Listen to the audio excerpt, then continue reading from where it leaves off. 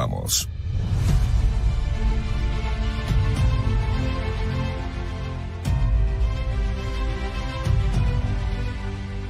Y entonces empezó julio. El huracán Beryl tocó tierra en Quintana Roo como categoría 2, dejando fuertes afectaciones en la península de Yucatán. Después se fue a tierra en Estados Unidos. El 7 de julio aprobaron la reelección de Alejandro Moreno Cárdenas como presidente del PRI, con todo y el desastre de proceso electoral para los partidos de oposición. El 12 de julio giraron una orden de aprehensión contra Miguel Ángel Yunes Márquez, militante del PAN y senador electo por el partido. No pierda de vista esto, porque después tendría muchísima importancia.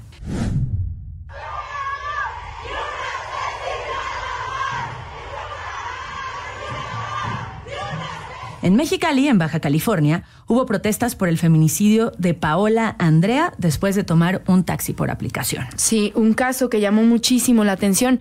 Un caso que no es diferente a otros casos, pero que marcadamente estuvo el hecho de que fue por un taxi por aplicación. Días después, el presunto asesino fue detenido, pero esto provocó protestas en todo el país.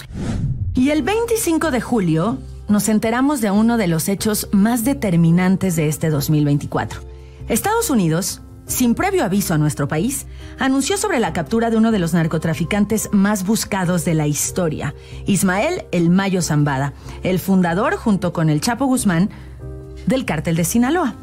Lo que creemos que sucedió ahí, porque la verdad es que nada es muy oficial, es que uno de los hijos del Chapo Guzmán, Joaquín Jr., traicionó a su padrino, al Mayo Zambada, y lo subió a un avión, insisto, sin conocimiento de las autoridades mexicanas, que aterrizaría en territorio estadounidense para ser detenido. Y ese mismo día anunciaron en México el asesinato del ex rector de la Universidad de Sinaloa, Héctor Melesio Cuen. Las cosas estaban relacionadas. La Fiscalía de Sinaloa hizo un cochinero con la investigación, a tal grado que los videos que mostró como prueba fueron inmediatamente desmentidos. El gobierno de Estados Unidos informó al gobierno de México que ninguna de sus agencias planeó el vuelo que llevó de México a Texas a Joaquín Guzmán López, hijo del Chapo Guzmán, y a Ismael El Mayo Zambada, cofundador del Cártel de Sinaloa. Y en los deportes, arrancó la selección mexicana y arrancó la delegación mexicana su participación en los espectaculares Juegos Olímpicos de París 2024. Lo que sí llegó fue la primera medalla. México necesita 5 Venga, tú puntos. puedes. Tiene 20 segundos. Ana Paula Vázquez bien fuerte lo sabe. y bien firme. La primera medalla de México en 15 estos segundos. Olímpicos está en el horizonte. De Ramos Arizpe para el mundo. ¡Y lo tienes, un 10! ¡Cierre perfecto para México! ¡Que gana su primera medalla! ¡Es histórico! ¡Medalla de bronce! ¡Primera medalla! ¡En ¡Increíble! París 2024! Y la primera medalla fue en tiro con arco y fue de bronce. Pero Prisca Guadalupe Agüite Alcaraz hace historia para México. Nadie se había subido a un podio de judo en la historia del país. Y aunque estés en lágrimas, Prisca, nos sentimos contigo. Estamos contigo, pero eres una grande. Eres una titán. Has hecho historia en un deporte duro, complicado, global. Te has subido a un podio cuando nadie en la historia lo había podido hacer. Andrea Yaleski de Eslovenia con el oro. Prisca Agüite Alcaraz de México con la medalla de plata. Prisca Agüite ganó medalla de plata para México en judo. Y después, a pesar de que el medallero no fue como lo esperábamos, muchos y muchas atletas mexicanas nos dieron enormes satisfacciones.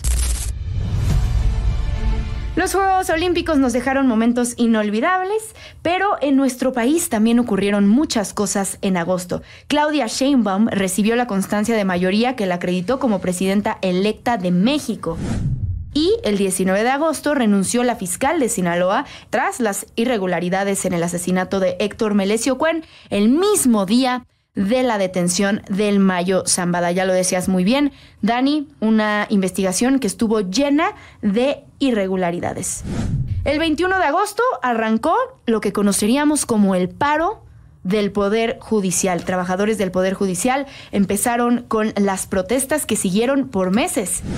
El 23 de agosto, el INE aprobó la asignación de plurinominales, lo que le dio la mayoría a Morena y aliados en el Congreso. Una de las discusiones más ríspidas también de este 2024, todo lo que tenía que ver con la sobrerepresentación.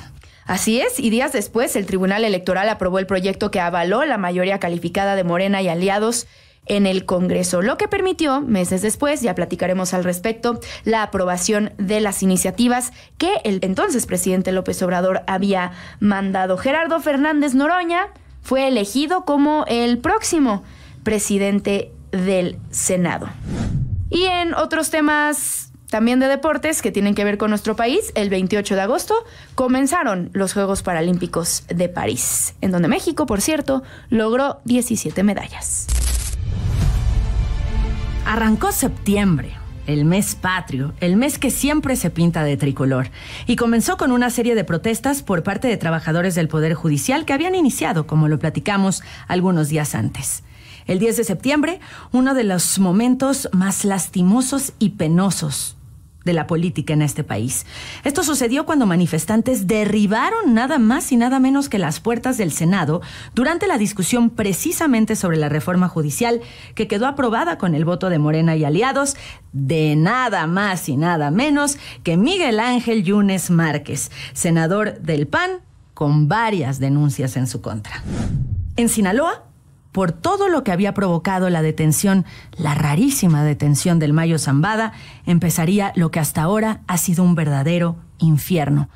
Todos los especialistas en el cártel de Sinaloa sabían que lo peor que podría pasar para el territorio sinaloense sería una disputa interna entre el grupo criminal adentro del cártel de Sinaloa.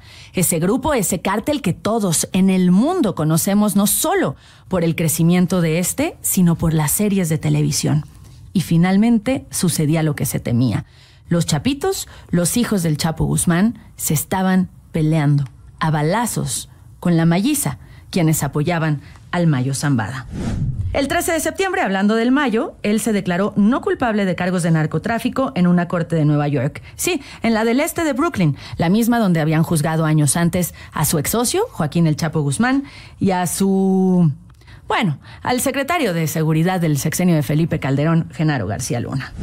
El 15 de septiembre, el presidente saliente López Obrador, a unos días de dejar el cargo, dio su último grito de independencia. ¡Mexicanas! ¡Mexicanos! ¡Viva la independencia! ¡Viva! ¡Viva Miguel Hidalgo y Costilla! ¡Viva! ¡Viva Josefa Ortiz de Domínguez! ¡Viva! ¡Viva Ignacio Allende! ¡Viva! ¡Viva Leona Vicario! ¡Viva! ¡Viva José María Morelos y Pavón! ¡Viva! ¡Viva Vicente Guerrero! ¡Viva! ¡Vivan las heroínas y los héroes anónimos! ¡Viva!